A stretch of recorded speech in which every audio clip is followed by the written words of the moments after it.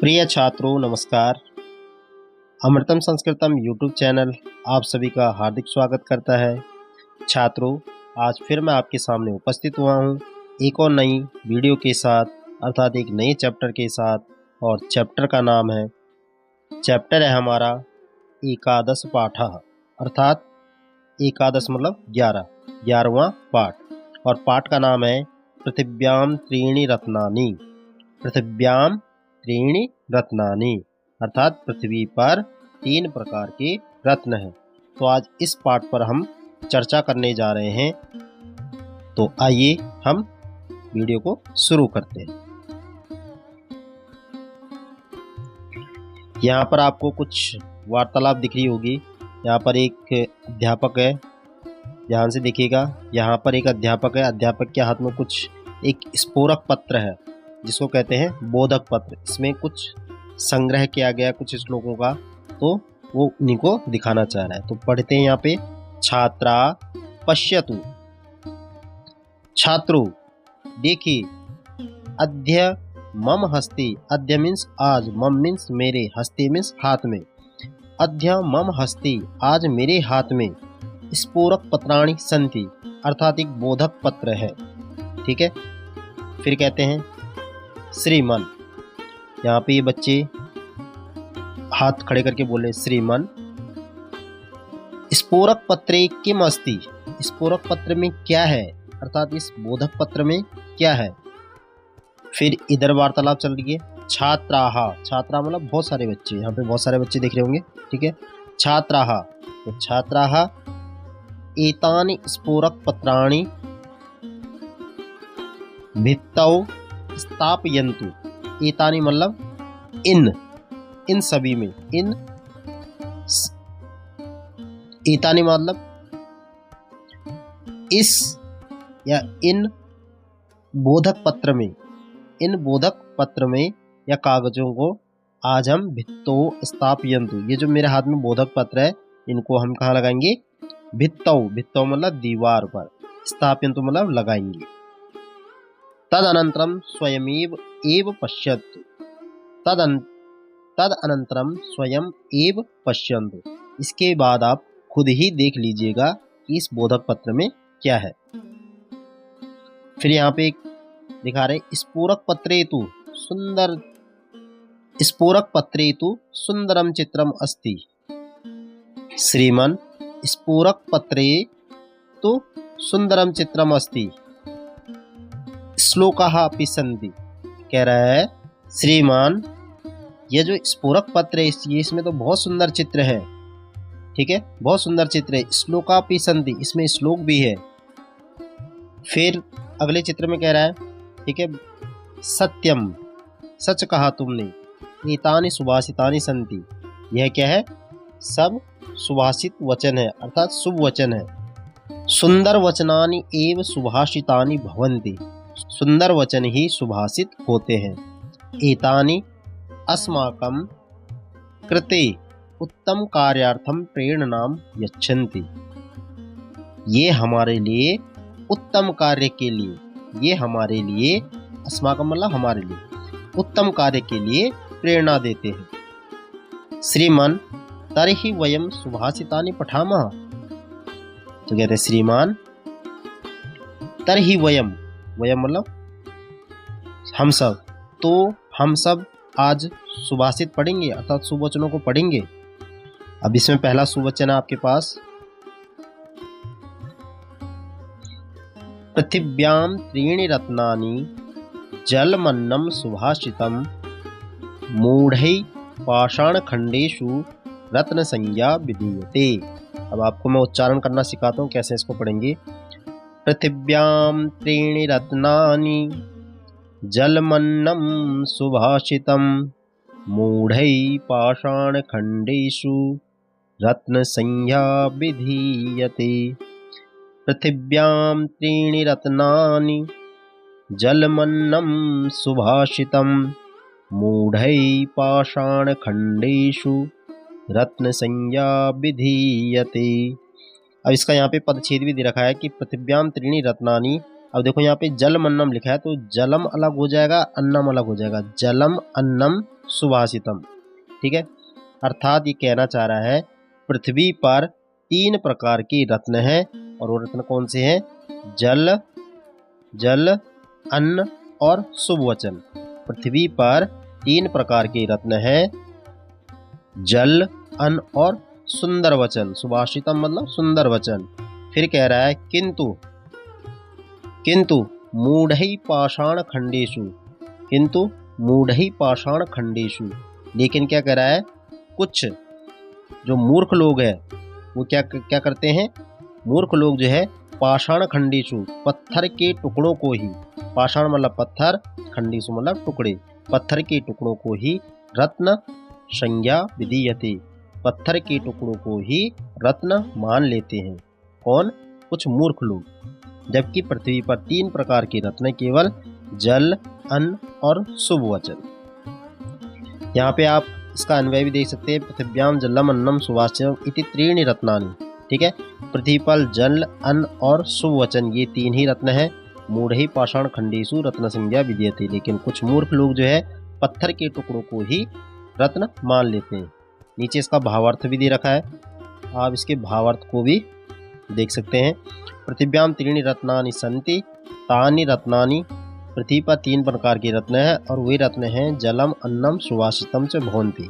वे रत्न हैं जल, अन्न और शुभ वचन। किंतु मूर्ख जनाः तु पाषाण खंडान रत्नानि इति वदन्ति। लेकिन कुछ मूर्ख लोग जो है वो पाषाण के टुकड़ों अर्थात पत्थर के टुकड़ों को ही रत्न मान लेते हैं। दूसरा श्लोक है अयम निजः परो वेति गणना लघुचेतसाम उदारचरितानां तु वसुधैव कुटुम्बकम्। अब इसका उच्चारण कैसे करेंगे? अयम निजः परो वेति गणना लघुचेतसाम उदारचरितानां तु वसुधैव कुटुम्बकम्। अयम निजः परो वेति गणना लघुचेतसाम उदारचरितानां तु वसुधैव कुटुम्बकम्। इस प्रकार इसका उच्चारण करेंगे। इसका जो हिंदी अर्थ है, ठीक है, अयम मतलब होता है यह, निज मतलब अपना, पर मतलब पराया, ठीक है, वेति और गणना। ठीक है, ध्यान से सुनते रहिए। अयम निजः परो वेति, अयम मीन्स यह, निज मीन्स पराया, यह अपना है, और परो मतलब पराया, यह अपना है या पराया। वेति मतलब ऐसी, गणना मतलब गणना, ऐसी गणना लघु चेत साम। लघु चेत साम का मतलब होता है संकीर्ण हृदय वाले, जिनका हृदय बहुत छोटा होता है, वे लोग ही ऐसा सोचते हैं कि यह अपना है और यह पराया है। ठीक है, जबकि कह रहा है जबकि उदार चरिता नाम, जिनका हृदय जो है बहुत बड़ा होता है, बहुत विशाल होता है, वो क्या करते हैं, उदार स्वभाव वाले जो लोग होते हैं वे वसुधैव कुटुम्बकम, वो पूरे समस्त पृथ्वी को ही क्या करते हैं, अपना परिवार मानते हैं। ठीक है, दोबारा से कह रहा हूँ, दोबारा से सुन लीजिए। अयम निजः परो वेति, जो ये कहता है कि यह अपना है, यह पराया है, ऐसी गणना संकीर्ण हृदय वाले, यानी कि जिनका हृदय छोटा होता है, ये छोटी सोच वाले लोग ऐसा बोलते हैं। जबकि जो महान लोग होते हैं, जिनका हृदय बहुत बड़ा होता है, वो क्या करते हैं, जो उदार हृदय वाले होते हैं, वो कहते हैं कि समस्त पृथ्वी ही हमारा परिवार है। ठीक है, ये पदच्छेद आप आराम से पढ़ सकते हैं। पदच्छेद या अन्वय, इसका भावार्थ है। इसका हिंदी सरलार्थ मैंने बता दिया है। तीसरा श्लोक है उद्यमेन ही सिद्ध्यन्ति कार्याणि न मनोरथै। उद्यमेन ही सिद्ध्यन्ति कार्याणि न मनोरथै न हि सुप्तस्य सिंहस्य प्रविशन्ति मुखे मृगाः। एक बार इस श्लोक का उच्चारण आप मेरे साथ करें। उद्यमेन ही सिद्ध्यन्ति कार्याणि न मनोरथै न हि सुप्तस्य सिंहस्य प्रविशन्ति मुखे मृगाः। उद्यमेन हि सिद्ध्यन्ति कार्याणि न मनोरथै न हि सुप्तस्य सिंहस्य प्रविशन्ति मुखी मृगाः। इसका जो हिंदी अर्थ है वो है कि उद्यमेन, उद्यमेन कहते हैं परिश्रम करना, ठीक है, कि कार्य जो होते हैं कार्य, ठीक है, वो परिश्रम से ही सफल होते हैं। सिद्ध्यन्ति मतलब सफल होना, उद्यमेन मतलब परिश्रम। तो जो कार्य होते हैं हमेशा परिश्रम से ही सफल होते हैं, न मनोरथ। न मनोरथ मतलब केवल इच्छाओं से पूरे नहीं होते। अगर किसी की इच्छाएं होती है उस कार्य को करने के लिए तो उस कार्य को करके ही, परिश्रम करके ही सफल होता है, खाली इच्छा रखने से सफल नहीं होता। फिर कहता है जैसे, जैसे नहीं सुप्तस्य, जैसे सुप्तस्य मतलब सोया हुआ, ठीक है, नहीं सुप्तस्य सिंहस्य, जैसे सोए हुए सिंह के मुंह में अर्थात सोए हुए शेर के मुंह में हिरण स्वयं नहीं प्रवेश कर सकता, उसी प्रकार जो है जब तक हम परिश्रम नहीं करेंगे तब तक हमें सफलता नहीं मिलेगी। ये इस श्लोक का पदच्छेद है, ठीक है, ये इस श्लोक का अन्वय है और इसी श्लोक का भावार्थ भी यहाँ पे दे रखा है। ये देखो यहाँ पे शेर है, सोया हुआ है, तो इसके मुंह में जो हिरण है वो अपने आप तो जाएगा नहीं, ठीक है, और यहाँ पे परिश्रम करता हुआ आपको दिखाई दे रहा है। जो परिश्रम है उसी से ही सफलता प्राप्त होती है। देखो इन्होंने परिश्रम किया तो यहाँ पे देखो खेती लहरा रही है। इसी प्रकार से एक अच्छा श्लोक आ रहा है, अभिवादनशीलस्य नित्यं वृद्धोपसेविनः चत्वारि तस्य वर्धन्ते आयुर्विद्या यशो बलम। एक बार दोबारा से मेरे साथ बोलेंगे, अभिवादनशीलस्य नित्यं वृद्धोपसेविनः चत्वारि तस्य वर्धन्ते आयुर्विद्या यशो बलम। ठीक है, अब इसका उच्चारण करेंगे, अभिवादनशीलस्य नित्यं वृद्धोपसेविनः चत्वारि तस्य वर्धन्ते आयुर्विद्या यशो बलम्। अभिवादनशीलस्य नित्यं वृद्धोपसेविनः चत्वारि तस्य वर्धन्ते आयुर्विद्या यशो बलम्। अब इसका हिंदी अनुवाद देखिए, अभिवादनशीलस्य, अभिवादन मतलब होता है अभिवादन करना अर्थात दूसरों की सेवा करना, ठीक है। नित्यम जो अपने से बड़े बुजुर्ग की सेवा करता है, ठीक, जो व्यक्ति हमेशा वृद्धों की सेवा करता है। नित्यम वृद्धोपसेविनः, नित्यम, नित्य मीन्स हमेशा, वृद्धों मीन्स वृद्धों की, और उपसेविनः मतलब उनको नम्रता से प्रणाम करता है, उनकी सेवा करता है। चत्वारि तस्य वर्धन्ति, उसकी चार चीज़ें हमेशा बढ़ती है। जो बड़ी बुजुर्ग की सेवा करता है, उन्हें प्रणाम करता है, उनके साथ अच्छा व्यवहार करता है, उसकी चार चीज़ें हमेशा बढ़ती है। पहली चीज़ है आयु, यहाँ पे लिखा हुआ देखो आयु, ठीक है। दूसरी है विद्या, दूसरी है विद्या। तीसरा है यश, ठीक है, और चौथा है बलम, चौथा है बलम। जो व्यक्ति हमेशा बड़े बुजुर्गों की सेवा करता है, उनके साथ नम्रता से प्रणाम करता है उनको, और उनके साथ अच्छा व्यवहार करता है, चाहे वो छोटे हों चाहे बड़े हो, तो उसकी चार चीज़ें हमेशा बढ़ती है, आयु, विद्या, यश और बल। ये चारों चीज़ें उसकी हमेशा बढ़ती है। इसका पदच्छेद है, अन्वय, भावार्थ है, आप इसको आराम से देख के पढ़ सकते हैं। अगला श्लोक है, उद्यमः साहसं धैर्यं बुद्धिः शक्तिः पराक्रमः। उद्यमः साहसं धैर्यं बुद्धिः शक्तिः पराक्रमः। षडेते यत्र वर्धन्ते तत्र देवः सहायकृत्।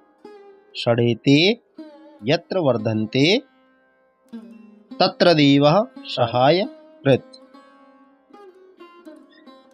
ठीक है, अब ध्यान से इसका हिंदी अर्थ देखो। उद्यम मीन्स परिश्रम, साहस मीन्स साहस, धैर्य, बुद्धि, शक्ति और पराक्रम। ठीक है, कह रहा है जो व्यक्ति या जहाँ परिश्रम रहता है, साहस रहता है, धैर्य रहता है, बुद्धि रहता है, शक्ति रहता है और पराक्रम रहता है, ये छह चीजें, षडेते यत्र वर्तन्ते, ये छह चीजें जहाँ पर रहती है, तत्र देवः सहायकृत्, वहाँ जो है भाग्य सहायता करता है, यानी कि उसकी मदद भगवान भी करते हैं। जिसके पास ये 6 चीज़ें रहती है उसकी सहायता भगवान भी करते हैं। आपको देख रहे होंगे आप यहाँ पे चित्र में, ये सब परिश्रम कर रहे हैं, इनके पास साहस है, इनके पास धैर्य है, इनके पास बुद्धि है, इनके पास शक्ति है और इनके पास पराक्रम है, जो कि ये ऐसी जगहों पे चल रहे हैं। ठीक है, ये इसका पदच्छेद भी दे रखा है, यहाँ पे अनुवाद अन्वय भी दे रखा है और भावार्थ भी दे रखा है। पदच्छेद, अन्वय और भावार्थ तीनों चीज दे रखे हैं। अब अगला श्लोक है, विद्या दधाति विनयम विनयाद याति पात्रताम पात्रत्वात् धनमाप्नोति धनात् धर्मम तथा सुखम। धनात् धर्मम तथा सुखम।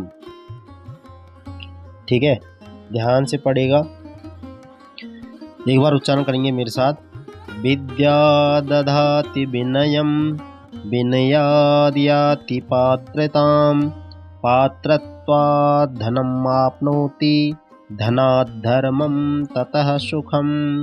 विद्या ददाति विनयम विनयाद् याति पात्रताम पात्रत्वात् धनम् आप्नोति धनात् धर्मं ततः सुखम। ये श्लोक का स्वर यानी कि लय से गाया हुआ एक श्लोक है जो मैंने गाया। तो इसका हिंदी अनुवाद करते हैं, विद्या दधाति विनयम। ठीक है, विद्या दधाति विनयम, विद्या विनय को देती है, अर्थात विद्या विनय सिखाती है, कैसे हमें विनम्र बनना है। विनयम विनयाद याति पात्रताम, विनय से योग्यता को प्राप्त होता है, अर्थात विनय से योग्यता मिलती है। पात्रत्वात् धनम आपनोति, और पात्रत्वात् मतलब योग्य होने से, पात्रत्वात् मतलब योग्य होने से धनम आपनोति, धन की प्राप्ति होती है। और धना धर्मम तथा सुखम, और धन से धर्म को तथा उसके पश्चात सुख को प्राप्त होता है। इसका हिंदी अनुवाद था, आप आराम से सुन सकते हैं इसका हिंदी अनुवाद। उसके साथ इसका पदच्छेद है, अन्वय है और भावार्थ भी है। अगला जो श्लोक है, अपि स्वर्णमयी लंका न मे लक्ष्मण रोचते जननी जन्मभूमिश्च स्वर्गादपि गरीयसी।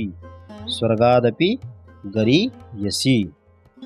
अपि स्वर्णमयी लंका, अपि स्वर्णमयी लंका न मे लक्ष्मण रोचते जननी जन्मभूमिश्च स्वर्गादपि गरीयसी।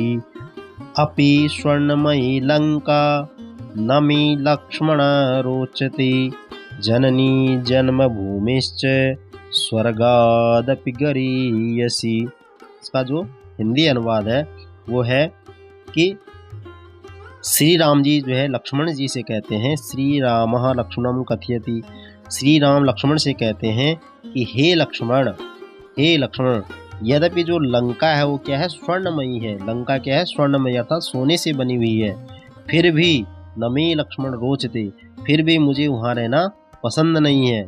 ठीक है, जबकि लंका जो है सोने की बनी हुई है, तब भी मुझे वहाँ नहीं रहना, क्योंकि जननी जन्मभूमिश्च स्वर्गादपि गरीयसी, क्योंकि माता जो है जन्मभूमि स्वर्ग से भी श्रेष्ठ है, क्योंकि जननी और जन्मभूमि स्वर्ग से भी बढ़कर है।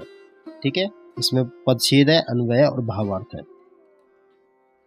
उसके बाद एक और श्लोक है, पुस्तकस्ता तु या विद्या परहस्तगतं धनम, पुस्तकस्ता तु या विद्या परहस्तगतं धनम कार्यकाले समुत्पन्नी न सा विद्या न तद्धनम। पुस्तकस्ता तु या विद्या परहस्तगतं धनम कार्यकाले समुत्पन्नी न सा विद्या न तद्धनम। पुस्तकस्ता तु या विद्या परहस्तगतं धनम कार्यकाले समुत्पन्ने न सा विद्या न तद्धनम। इसका जो भावार्थ है, अर्थात इसका जो हिंदी अनुवाद है वो है, पुस्तकस्ता तु या विद्या, अर्थात पुस्तक में रखी हुई विद्या, मतलब केवल पुस्तक है आपके पास और वो विद्या आप ग्रहण नहीं कर रहे, यानी कि वो पुस्तक में रखी हुई है। और परहस्तगतं धनम, और दूसरों के हाथ में गया हुआ धन, जब आप किसी को पैसा देते हैं तो वो दूसरों के हाथ में जाता है। ठीक है, तो कह रहा है पुस्तक में रखी हुई विद्या और दूसरों के हाथ में गया हुआ धन कार्यकाली समुत्पन्नी, जब कार्य का समय होता है, जब आपको जरूरत होती है, न सा विद्या न तद्धनम, न तब न वह विद्या काम आती है और न ही वह धन। मान लीजिए आपके पास किताब है, ठीक है, आप किसी कक्षा में पढ़ रहे हैं, आपके पास बुक है, लेकिन वो बुक आपने पूरे साल पढ़ी नहीं, लेकिन जब समय आता है, ठीक है, तो वो विद्या आपके काम नहीं आती। जब आपके एग्ज़ाम होते हैं, आपने कुछ पढ़ा नहीं है, इसका मतलब वो विद्या आपके काम नहीं है। और जब हम किसी को धन देते हैं और जब मुसीबत के समय हमें वह धन नहीं मिलता वापस, तो वह धन भी हमारे किसी काम का नहीं है। ये इसका पदच्छेद है, अन्वय है और भावार्थ है, ठीक है। उसके बाद वयम शब्दार्थान जानीमः, आपके पास शब्दार्थ है, ठीक है, इनको आप अच्छे से देख लीजिएगा। ये इधर जो है शब्द लिखे हुए और एक कॉलम छोड़ के अगले कॉलम में उनका हिंदी अर्थ है। इसके बाद हम सीधे चलते हैं वयम अभ्यासम कुर्मः, यहाँ पे सीधा हम अभ्यास पे चलते हैं, ठीक है। वयम अभ्यासम कुर्मः, यहाँ से आपका अभ्यास शुरू हो रहा है। एतानि सर्वाणि सुभाषितानि उच्चैः पठन्तु स्मरन्तु लिखन्तु च, ठीक है। इन सभी शुभ वचनों को, जो हमने अभी श्लोक पढ़े, इन सभी शुभ वचनों को आपको क्या करना है, उच्चैः है, जोर से, पठन्तु पढ़ना है, स्मरन्तु स्मरण करना है, याद करना, और लिखन्तु लिखना भी है। क्वेश्चन नंबर 2 है अद्यो लिखितानाम प्रश्नानाम उत्तराणि एक पदेन लिखन्तु। अद्यो लिखित प्रश्नों के उत्तर हमें एक पद में देने हैं। पहला है का, पृथिव्याम कति रत्नानि सन्ति, पृथ्वी पर कितने प्रकार के रत्न हैं। आंसर आपकी स्क्रीन के ऊपर है, ठीक है। पृथ्वी पर 3 प्रकार के रत्न हैं, यानी कि इसका उत्तर आएगा त्रीणि, अर्थात 3, ठीक है। दूसरा है ख, अयम निजः परो वा इति गणनाम कीशाम भवति, ठीक है, कह रहा है कि यह मेरा है, अयम निजः मतलब यह मेरा है, परो वा यह पराया है, की गणना किनकी होती है। तो यहाँ पे आपके सामने आंसर आपकी स्क्रीन पर है, लघु चेत शाम, लघु चेत शाम, अर्थात छोटी मानसिकता वाले लोग ही ऐसा सोचते हैं कि यह तेरा है, यह मेरा है। तीसरा है कार्याणि केन सिद्ध्यन्ति, कार्य किससे सिद्ध होते हैं, कार्य किससे सिद्ध होते हैं। तो केन जो है वो क्वेश्चन मार्क है, इसकी जगह पे आ जाएगा उद्यमेन। आंसर जो है क्या आएगा, उद्यमेन, अर्थात परिश्रम से ही कार्य सिद्ध होते हैं। घ है विद्या किम दधाति, विद्या क्या देती है। तो विद्या दधाति विनयम हमने श्लोक में पढ़ा, तो इसका आएगा विनयम, क्या आएगा, विनयम। इसके बाद अड़ा खाली है, इसके बाद अड़ा जननी जन्मभूमिश्च कस्माद् गरीयसी, जननी जन्मभूमिश्च कस्माद् गरीयसी, अर्थात जननी और जन्मभूमि किससे श्रेष्ठ है। तो आंसर आएगा ये स्वर्गात, क्या आएगा, स्वर्गात, अर्थात स्वर्ग से भी क्या है, श्रेष्ठ है जन्मभूमि। जननी और जन्मभूमि, जननी मतलब माता और जन्मभूमि मतलब वही माता ही होती है जिसमें हम जन्म लेते हैं पृथ्वी पर, ठीक है। दूसरे का लास्ट क्वेश्चन है लंका की दृश्य आसीत, लंका की दृश्य आसीत, लंका कैसी थी, जो रावण की जो लंका थी वो कैसी थी। तो आंसर आपकी स्क्रीन पर है स्वर्णमयी, अर्थात सोने की। लंका की दृश्य आसीत, तो आंसर आएगा स्वर्णमयी, लंका स्वर्णमयी आसीत, ठीक है। तो ये दूसरा क्वेश्चन हो गया आपका पूरा आंसर सहित। फिर प्रश्न नंबर 3 है, इसको आपको पूर्ण वाक्य में लिखना है, ठीक है। तो तीसरा क्वेश्चन है अद्यो लिखितानाम प्रश्नानाम एक वाक्येन उत्तराणि लिखन्तु। यहाँ पर भी आपको एक वाक्य में इसका आंसर देना है, ठीक है। तो पहला क्वेश्चन है आपका, पहला है का पृथिव्याम त्रीणि रत्नानि कानि सन्ति, पृथ्वी पर 3 प्रकार के रत्न कौन कौन से हैं।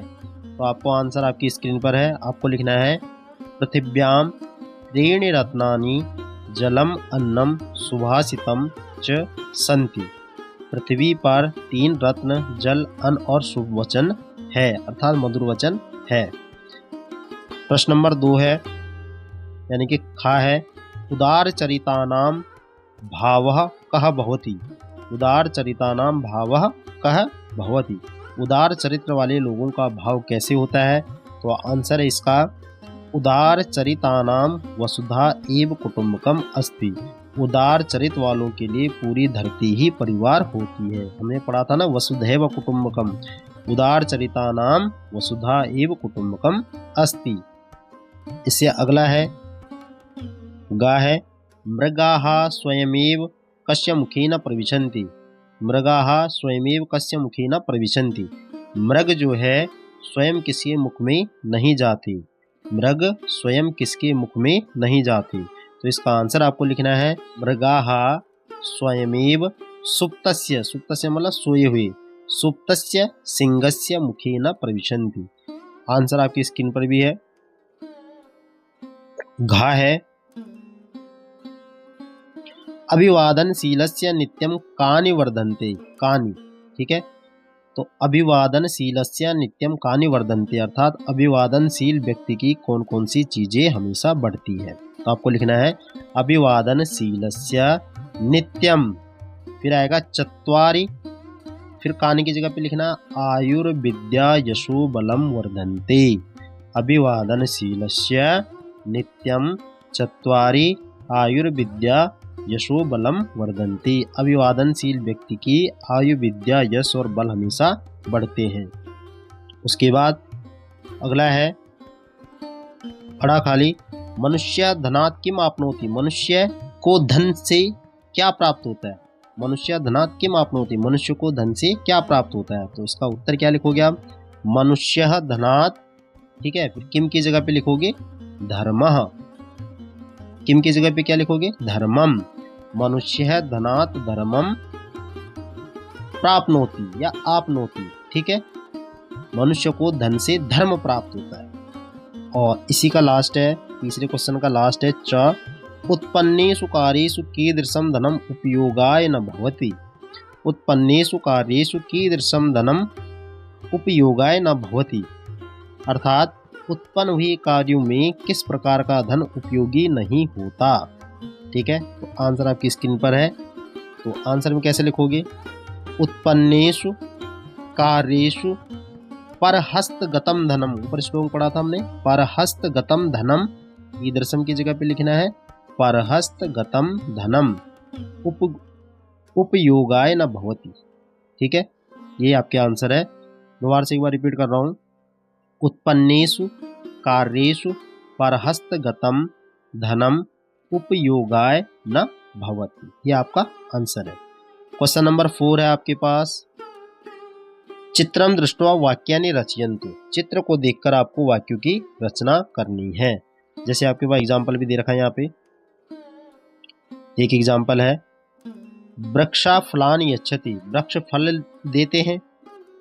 त्वम फलानि स्वीकरोसि। तुम फल को स्वीकार करो।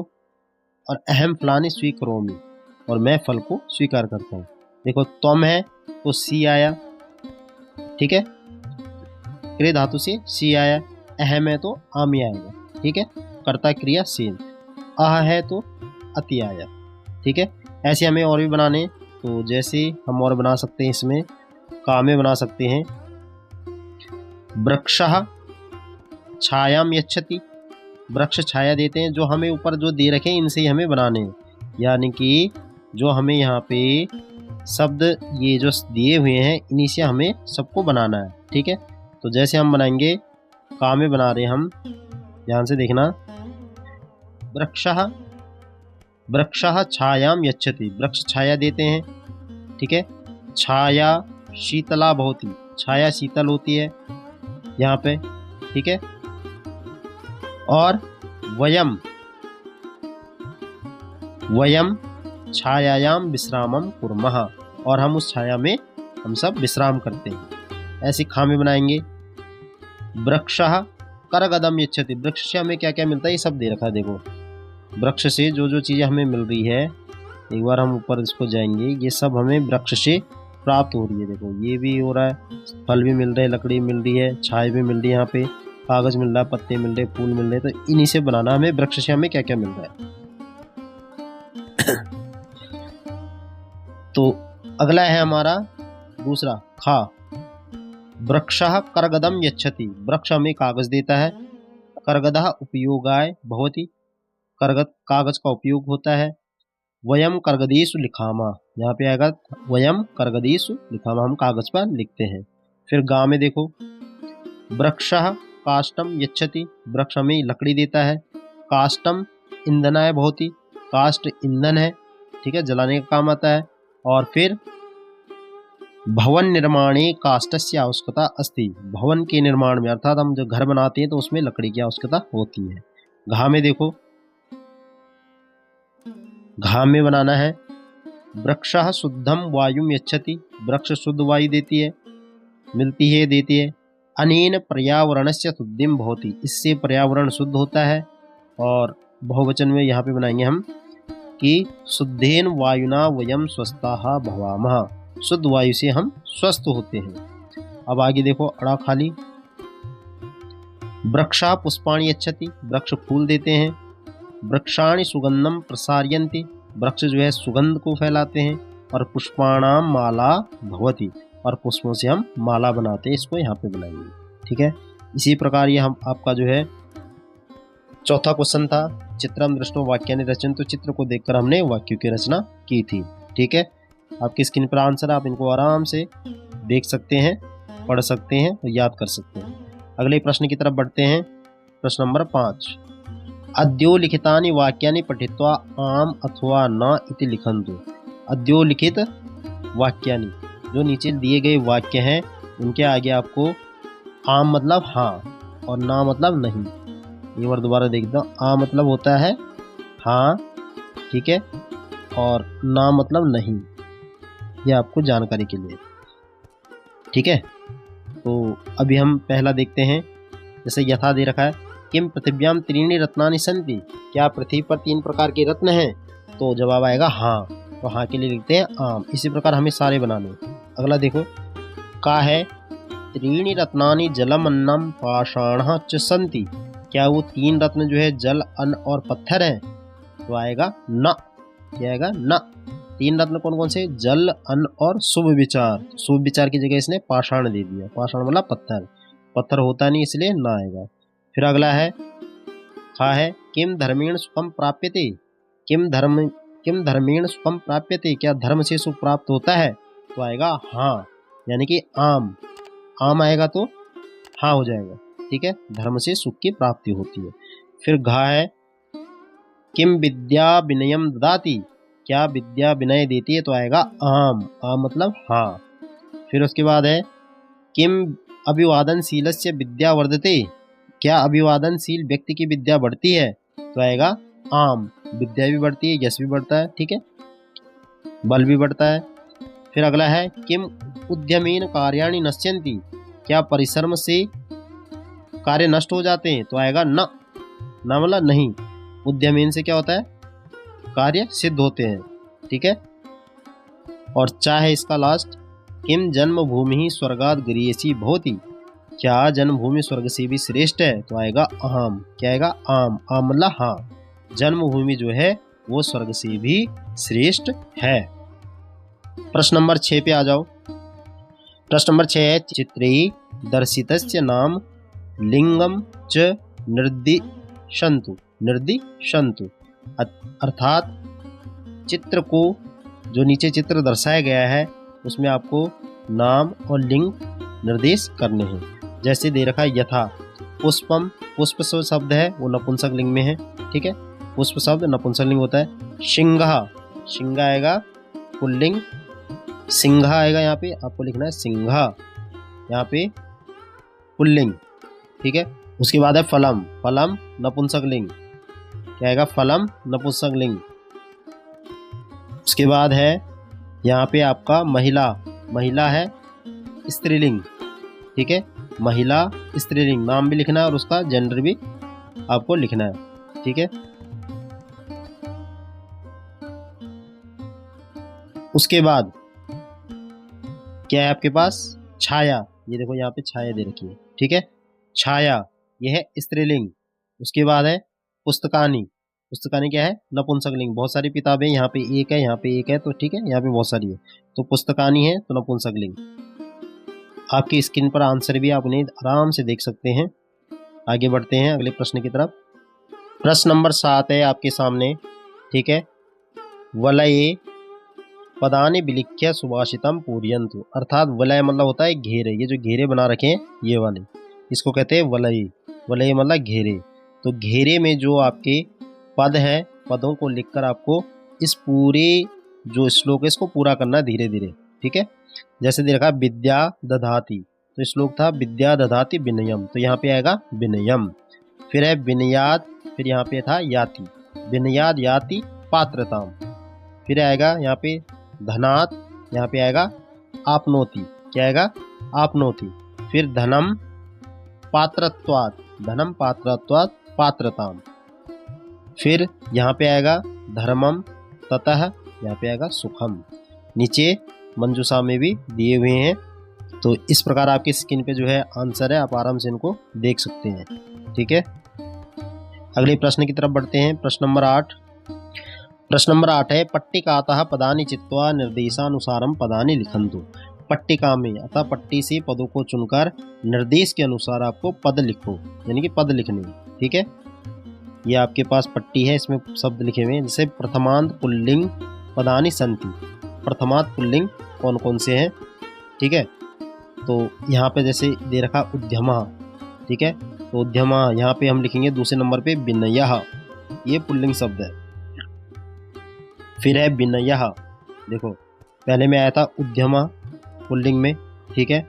दूसरे में आया था विनयः, दूसरे नंबर पे विनयः। तीसरे नंबर पे निजः, निजः है कहीं पे, अह जिसके पीछे लगाओ वही पुल्लिंग है, ठीक है।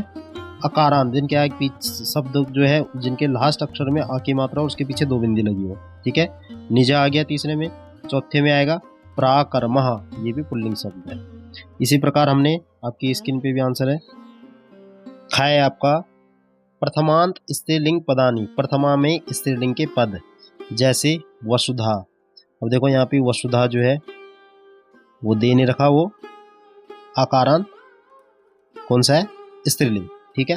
इसी प्रकार हमने दूसरा ढूंढना है जननी, जननी ये स्त्रीलिंग है, ठीक है। फिर है विद्या, ये भी स्त्रीलिंग है, ठीक है। और उसके बाद है बुद्धि, बुद्धि शब्द भी स्त्रीलिंग है, ठीक है। और शक्ति ही, ये भी स्त्रीलिंग है। फिर लास्ट है हमारा प्रथमांत नपुंसकलिंग पदानी, प्रथमा व्यक्ति के नपुंसकलिंग के शब्द, जैसे पहला दे रखा साहसम, ये नपुंसकलिंग है, ठीक है। जिसके पीछे माँ लगाओ ज्यादातर नपुंसकलिंग होते हैं। दूसरा है धैर्यम, धैर्य ढूंढो, ठीक है, धैर्यम। फिर है पत्रम, पत्रम, ठीक है। फिर है मूलम, ठीक है। फिर है धनम, ये सारे शब्द क्या है, नपुंसकलिंग में। तो आंसर आपकी स्क्रीन पर भी आप आराम से इनको देख के लिख सकते हैं। इसके बाद प्रश्न नंबर 9। प्रश्न नंबर 9 है पाठगतानि सुभाषितानि स्मृत्वा रिक्तस्थानानि पूरयन्तु, अर्थात पाठ में आए हुए सुभाषितों को याद करके रिक्त स्थानों की पूर्ति करनी है। जिसमें पहला है पृथिव्याम त्रीणि रत्नानि, ठीक है। और सुभाषितम लिखा है आगे, तो आपको बीच में क्या लिखा है, जलम अन्नम, ठीक है। क्या लिखना है, जलम अन्नम। आपकी स्क्रीन पर भी आंसर है जलम अन्नम सुभाषितम। सुभाषितम तो लिखा हुआ है, हमें जलम अन्नम लिखना है बस। फिर है उदार चरिता नाम तु कुटुम्बकम भवति, तो आंसर आएगा वसुधैव। क्या आएगा, वसुधैव कुटुम्बकम भवति। तीसरा है उद्यमेन ही सिद्ध्यन्ति, उद्यमेन ही कार्याणि सिद्ध्यन्ति, उद्यमेन से परिश्रम से ही कार्य सिद्ध होते, उद्यमेन ही कार्याणि सिद्ध्यन्ति। फिर है अभिवादनशीलस्य वृद्धोपसीविनः फिल इन द ब्लैंक्स वर्धन्ति, तो यहाँ पे जो आपका आंसर आएगा वो आएगा अभिवादनशीलस्य वृद्धोपसीविनः चत्वारि आयुर्विद्या यशोबलम वर्धन्ते, यानी कि अभिवादन करने पर, बड़े बुजुर्गों की सेवा करने पर नित्य ही 4 चीजें बढ़ती है, आयु, विद्या, यश और बल, ठीक है। आपकी स्क्रीन पर भी आंसर है, आप आराम से देख के कर सकते हैं। फिर आगे हैं उद्यमः पराक्रमः, उद्यमः पराक्रमः। तो आंसर है इसका जो फिल इन द ब्लैंक्स है, इसको हमने पूरा करना है। ये श्लोक है, उद्यमः साहसम धैर्यम बुद्धिः वर्तन्ते तत्र देवः सहायकृत पराक्रमः। ठीक है, क्या है? उद्यमः साहसम धैर्यम बुद्धि वर्तन्ते तत्र देवः सहायकृत पराक्रमः। फिर अगला है विद्या, फिर है ददाति। विद्या क्या देती है? विनयम ददाति, विद्या विनयम ददाति। और लास्ट है जननी जन्मभूमिश्च गरीयसी भवति। तो हमें फिल इन द ब्लैंक्स में बनना है स्वर्गाद अपि। क्या बनना है? स्वर्गाद अपि। जननी जन्मभूमिश्च स्वर्गादपि गरीयसी भवति। आंसर आपकी स्क्रीन पर है, आराम से देख के इनको कॉपी में लिख सकते हैं। अगले प्रश्न की तरफ बढ़ते हैं। प्रश्न नंबर 10।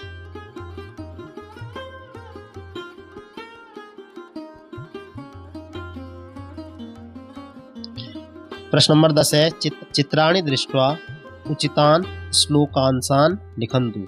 चित्र को देखकर उचित श्लोकों का अंश भरे। जैसे पहले में है, ये आपको एक चित्र दिख रहा होगा, इसमें जो है पत्थर तोड़ रहा है, तो यानी कि परिश्रम कर रहा है, मेहनत कर रहा है। ठीक है, तो उद्यमेन ही सिद्ध्यन्ति कार्याणि, इतना लिख सकते हैं, उद्यमेन ही सिद्ध्यन्ति कार्याणि, कि परिश्रम से ही कार्य सिद्ध होते हैं। दूसरा देखो, आपके पास चित्र है। ठीक है, पृथिव्याम त्रीणि रत्नानि, देखो यहाँ पे खाना भी है, पानी भी है और पुस्तक भी रखी है। तो इसका मतलब क्या है? पृथिव्याम त्रीणि रत्नानि, 3 रत्न है, जल, अन्न और सुविचार। सुविचार किताब में होते हैं। ठीक है, तो यहाँ पे आपको नीचे लिखना है कि पृथिव्याम त्रीणि रत्नानि जलम अन्नम सुभाषितम। ठीक है, पृथ्वी पर 3 रत्न है, जल, अन्न और सुविचार। इसी प्रकार आगे बढ़ते हैं, आंसर आप नोट कर लें। फिर यहाँ पे देखो, इसमें आ जाओ, इस वाले कॉलम में देखो। ठीक है, ये कह रहा है भारत का मैप है। ठीक है, और इसमें कह रहा है जननी जन्मभूमिश्च, ये श्लोक है, जननी जन्मभूमिश्च स्वर्गादपि गरीयसी। जननी और जन्मभूमि, भाई हम भारतवर्ष में पैदा हुए तो हमारी जो जन्मभूमि है वो भारत हो गई, और जननी मतलब माता, हम भारत को माता के नाम से पुकारते हैं, भारत माता की। ठीक है, तो जननी जन्मभूमिश्च स्वर्गादपि गरीयसी, यहाँ पे हम लिखेंगे, श्लोक को लिखेंगे। और इस वाले चित्र में देखो, इसमें क्या कह रहा है कि योग्यता से ही धन प्राप्त होता है। ठीक है, ये योग्यता से एक दूसरे को धन दे रहे हैं, तो आएगा पात्रत्वात् धनम आपनोति। पात्रत्वात् योग्यता, पात्रत्वात् मतलब योग्यता, धनम मतलब धन, आपनोति मतलब प्राप्त होना। पात्रता से ही या योग्यता से ही धन प्राप्त होता है। और लास्ट वाला चित्र है। ठीक है, ये पूरा पृथ्वी दिखा रहा, तो हमने पढ़ा था वसुधैव कुटुम्बकम। ठीक है, तो श्लोक लिखेंगे उदार चरितानाम तु वसुधैव कुटुम्बकम। क्या लिखेंगे? उदार चरितानाम तु वसुधैव कुटुम्बकम। उदार चरित्र वालों के लिए पूरी पृथ्वी ही परिवार है। तो प्रिय छात्रों, आज हमने आपका ये पाठ जो है, जो कि पृथिव्याम त्रीणि रत्नानि के नाम से है, इस पाठ पर हमने आज चर्चा की और बहुत ही गहराई से हमने इस पर आपको समझाया। उम्मीद करता हूँ आपने इसमें से बहुत कुछ सीखा होगा और ये पाठ बहुत अच्छा था, क्योंकि ये पाठ बड़ा ही इम्पोर्टेंट है। पृथ्वी पर 3 प्रकार के रत्न हैं, इस प्रकार से ये पाठ है। तो ये पाठ आपको कैसा लगा हमें कमेंट बॉक्स में कमेंट करके ज़रूर बताएं। और अगर आपको पाठ अच्छा लगा हो तो हमें लाइक शेयर ज़रूर करें। ठीक है, और अगर आप चैनल पर पहली बार आए हो तो प्लीज़ चैनल को सब्सक्राइब करके बेल आइकन को प्रेस कर दें। मिलते हैं फिर अगले चैप्टर पे, द्वादश पाठ पे अर्थात 12वें पाठ पर चर्चा करेंगे। तब तक के लिए धन्यवाद, नमस्कार। जय तु भारतम, जय तु संस्कृतम।